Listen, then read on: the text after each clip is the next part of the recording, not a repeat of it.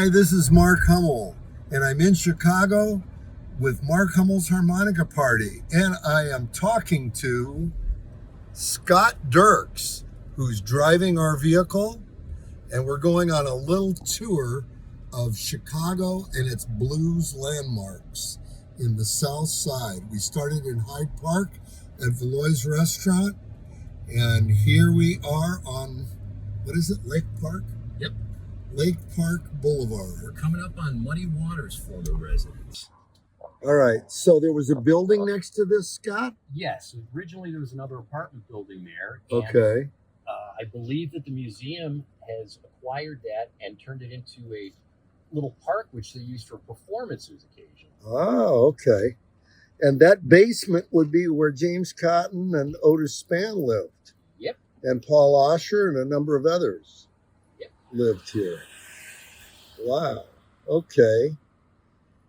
So this looks a lot different from last time I was here. I want to say there was like there was a screen door with like flamingos on it, Right.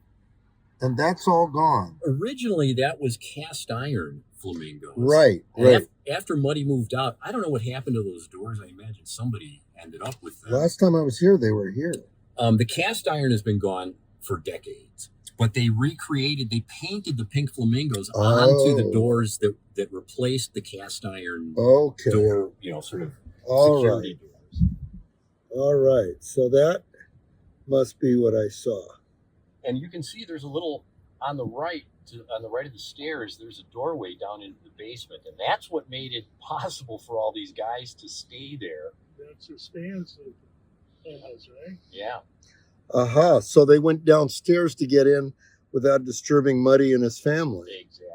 Yeah. That's where Okay. the party was down there. Yeah. Right. This is the stairs that Keith Richards said he remembers going in, but not coming out. Something like that. Really? Yeah, It was at Muddy's house? yeah. Okay. He went into the party, remembers that, but not coming out. We have Bill Stuvey in the back.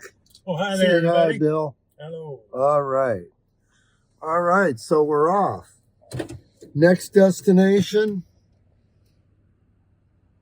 Oh, Where we also, going? it should be mentioned that Yeah. 2 doors south, the Right. place without the vines, Okay. that was Willie Big Eye Smith's residence. Really? Yes. So the one with the porch on it. Yes, Yeah. Interesting. I didn't know they were neighbors. they were. And in fact, some of his family may still be living there. Really? Yep. Wow. Too much. Well, I'm glad they at least have saved this. Yeah. We're in front of the 708 Club, which from the late 40s through the late 50s was the blues destination in Chicago. Everybody who was worth seeing played here at some point. Buddy Guy tells a famous story about sitting probably in the exact spot we're sitting right now in a car. And Oh, Muddy yeah, Waters giving him a yeah. bologna sandwich or something. Right. Such thing. So how big was this club? It was big. Like 500? I don't know about 500, but it was as wide as this Yeah. storefront right here, and Yeah. probably equally as deep. I do know that the bar was along the west wall, Okay. and that the seating was on this side. Okay. And it was the happening place. I mean, if you wanted to see anybody, not just Muddy Waters and Howlin' Wolf, Elmore James, Rice Miller, but like all the other people too, Otis Rush and Junior Wells and Buddy Guy. I'm talking about different sort of generations. Right. All of them played here Yeah. at the early part of their careers when blues was happening. And do you know what year this opened? I believe the 708 Club opened in the late 40s and it closed in the late 50s, 58 or 59. Okay. I think the owner died or something like that happened. Yeah. But the story that I was going to tell about is coming here about 30 years ago with David Waldman. It was after Smokey Smothers' funeral, and there was a memorial get-together right around the corner at another club here that was still open then. And we were looking for a parking spot, and we had the windows down on my car, and as we drove past this spot, I heard live blues music coming from somewhere. So I'm thinking, okay, we have to go back around the block and see what that's about. So we rode around the block, and right next door, the next door over here, was a tiny little junk shop. Didn't have a sign, didn't have a number on the door. It was completely dark inside, but the door was open, and there were about 5 or 6 old black guys in there passing around a guitar with an amplifier plugged in, a cheap guitar, and just playing blues, just for fun. It was a junk store. Wow. So we sat and talked with these guys for a while, and then Dave and I both sat in, and they were completely blown away. And we said, well, we're here to see, because we're going to this thing for our friend Big Smokey Smothers, who Dave had been in his band for a while. Right. And they said, oh, the last day that Smokey was alive, he played with us in here. He died that night. Wow. That's crazy. Yeah. So they were having their own little memorial. They were having their own little memorial, but it wasn't specific for, it was just because these guys did that 30 years ago. It was like the Sunday afternoon hangout, Yeah. All right, we're going to move on. I'm going to show you the Regal. Okay. Do you recall seeing an ad? I've posted it online a bunch of times. It's an ad for a huge blues and R&B show that had a bunch of doo-wop groups and a bunch of blues groups and Jimmy Rogers and Eddie Boyd and Muddy Waters, all at a big benefit show at a place called Corpus Christi Auditorium in like 1954 or 5. That gray building over there was the Corpus Christi Auditorium. And it's still there? It is still there. It's a church now. It may have started as a church, but at least in the 50s for a while, it was the Corpus Christi Auditorium. Wow. The Metropolitan Theater was right where that vacant lot is, next to this former Mammoth Life and Accident Insurance Company. That was the Metropolitan Theater, which was the big theater for the sort of Bronzeville neighborhood. But remember the Blues Brothers movie? Oh, yeah, with the mural. Right.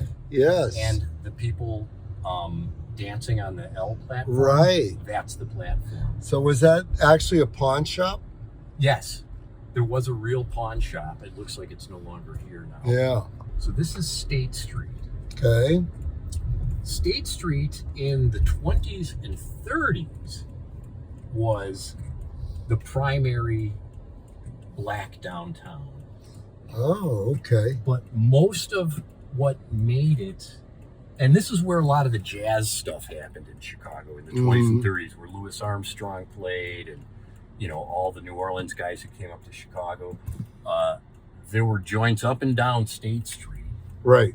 And all of that stuff was bulldozed many, many years ago. Yeah. In order to put in schools, housing projects, and a bunch of other stuff. But as you can see, it's kind of open land now. Yeah. This used to be a really, really tightly populated business district. Yeah.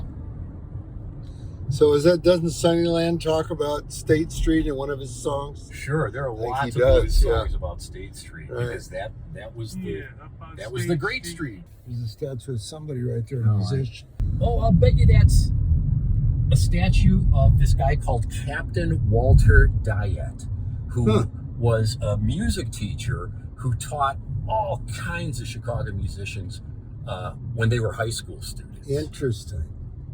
The Club de Lisa was right over there. Okay. Across the street? It was one street over. Okay.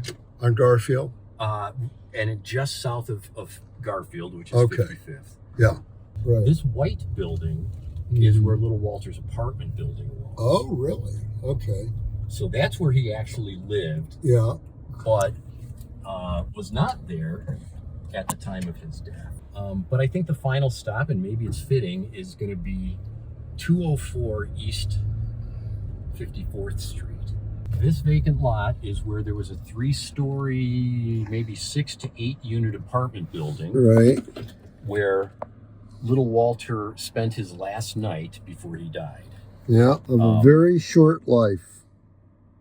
Yeah. 37? 37, maybe a little bit older, but Yeah. there's no birth certificate, so it's kind of hard to tell for sure. But this is definitely the spot.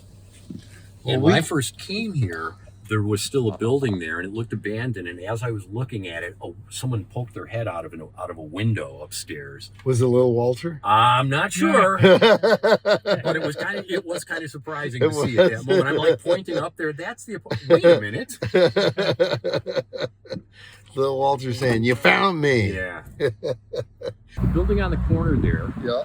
I believe that's 4708 Okay. South King Drive. Big Bill Brunzi lived in that building. Whoa. He also had a cousin who lived in that building, and that cousin is the mother of Little Walter's daughter, Miriam. Really? Yes, she lived in that building with Big Bill Brunzi. What a trip. Did Miriam know that? Yes. She did. And we're at the corner of, it would have been Parkway and 47th 47. Street. Yeah. This would have been sort of the, main intersection of Bronzeville back in the day. Sort of the entertainment and business district center point. What a trip. What, do you know what was over there? I believe that vacant lot was another building that looked just like that. Okay. So it was probably a home. Yeah, it was apartments just like Yeah. that. And then that's the Okay, former and home then- of the Met. And there's record shop. a statue of a guy with a guitar. Look at that. Yeah. Telecaster too. Yeah. Is that a blues statue there? I've never seen that statue before. Maybe we should investigate. Let's go investigate. So I'm going to turn left here Okay. and show you where, see the Nat King Cole portrait on the side of the building? Oh, yeah. Wow.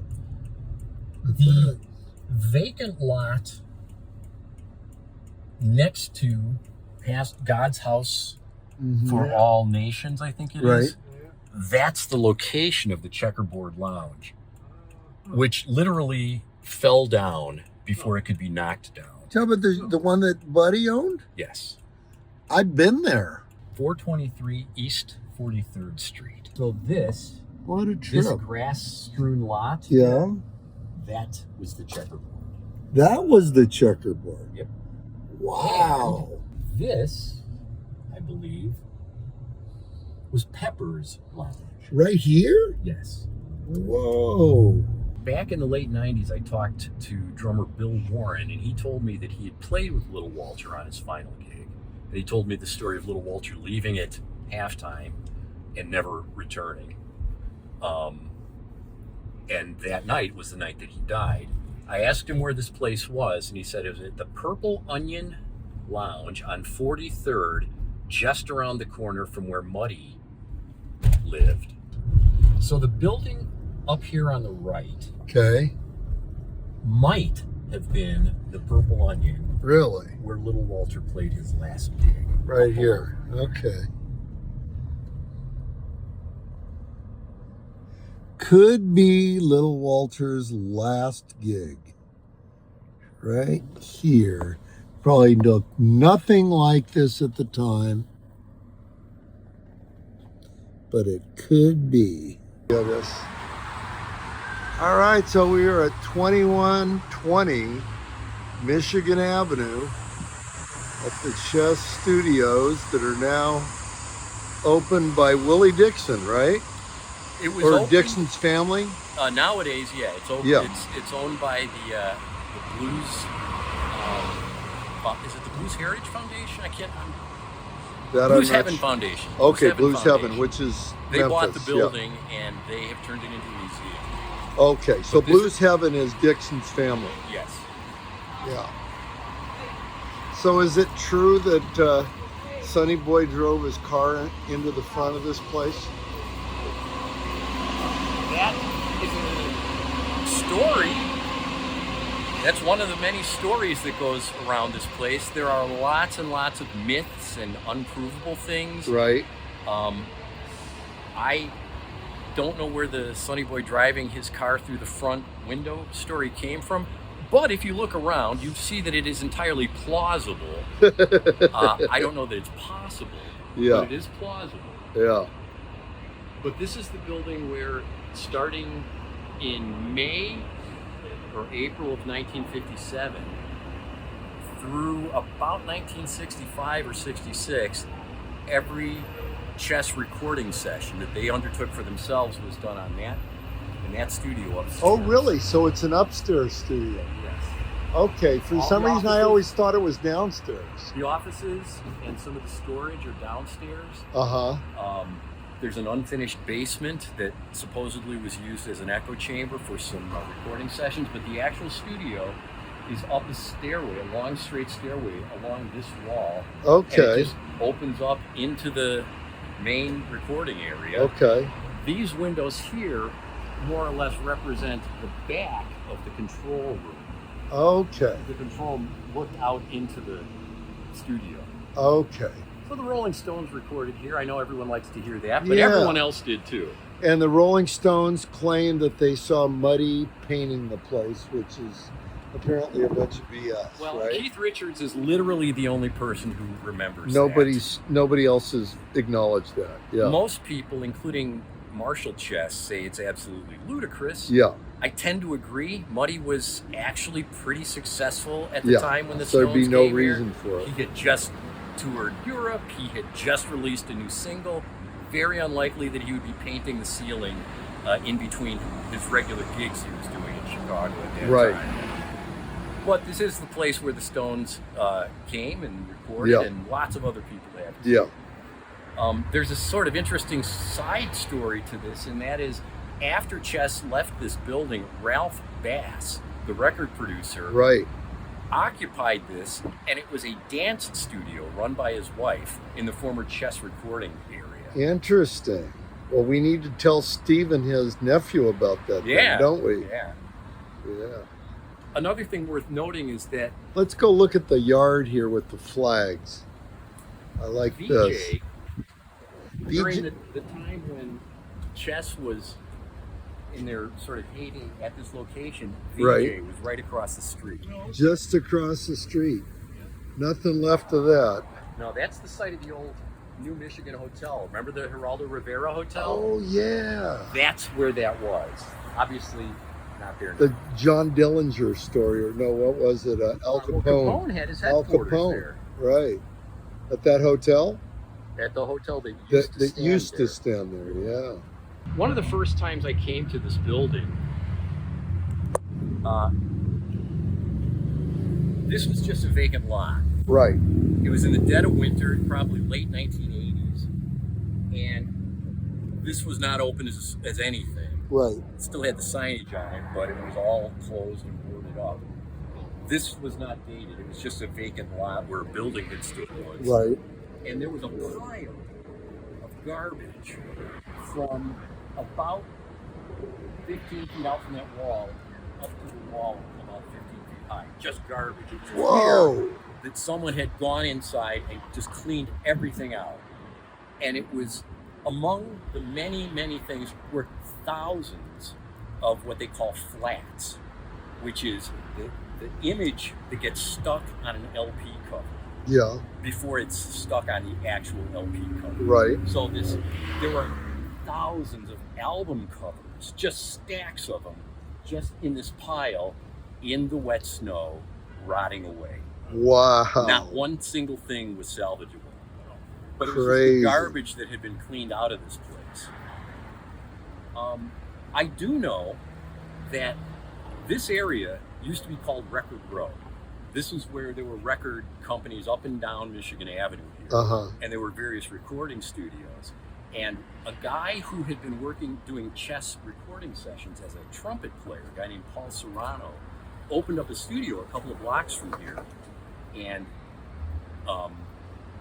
was able to outfit his studio with equipment that was cast off by Chess as they upgraded their equipment. So he ended up building a studio out of Chess cast-offs. Wow. And when he eventually sold that studio the area was condemned to expand McCormick Place, so all the businesses had to vacate this area. He sold his studio to Delmark, to Bob Kester at Delmark, Right. and that equipment that he had gotten from Chess, most of it is at Delmark. Okay.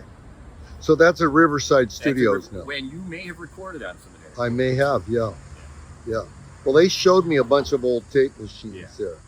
Yeah. That's the stuff that was I think they cast said off. Bo Diddley had recorded on some of it. Yeah, absolutely. I think anything in Paul's studio, potentially lots of famous people recorded. So what was the name of his studio? PS Recorders, Paul Serrano Recorders.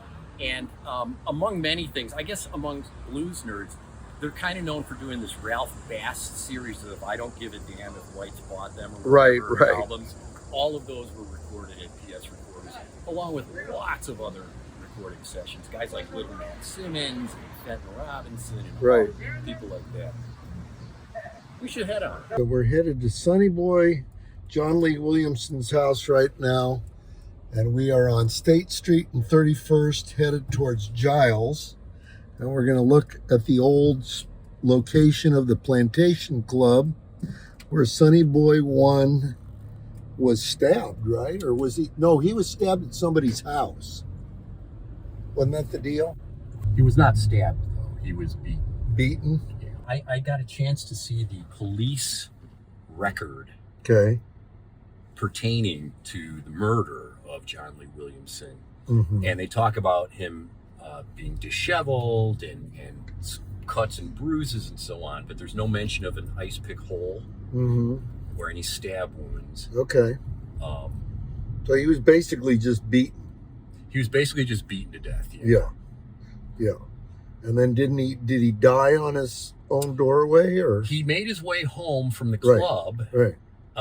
And it'll be interesting to show how short that distance is. He played his last gig, supposedly left that gig and was accosted by somebody. There are different stories. Some people say he went gambling. Some people say he won money that the guys wanted to win back. Anyway, this corner up here is 31st and Giles. The Plantation Another vacant lot. Yes. Okay. Is Sonny Boy's home still there? Sonny Boy's home is also long gone. So it was actually only a block and a half, really. Yes. From the Plantation Club where he died. 3226 South Giles is where this driveway is right now. Okay.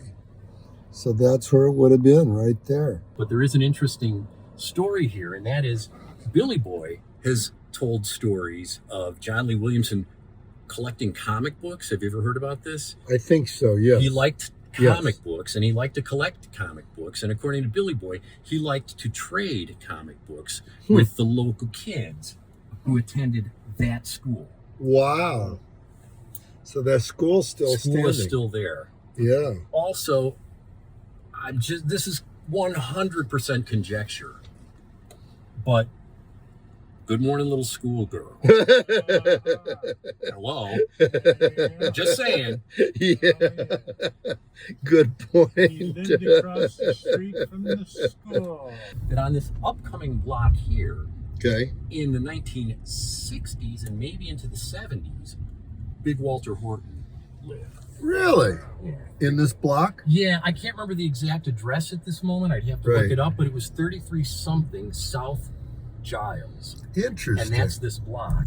Wow. And if you look at these buildings, this is pretty much what the buildings, like these sort of red brick buildings. Right. Those are the types of buildings that occupied the block where Sonny Boy lived. We're at 22nd and Wentworth. Okay. And there's a great story in the Little Walter book about Little Walter flipping his car over when the doors were taken off of it, and both he and Big Walter were thrown into the street after hitting the median right in front of the Chinatown fire station.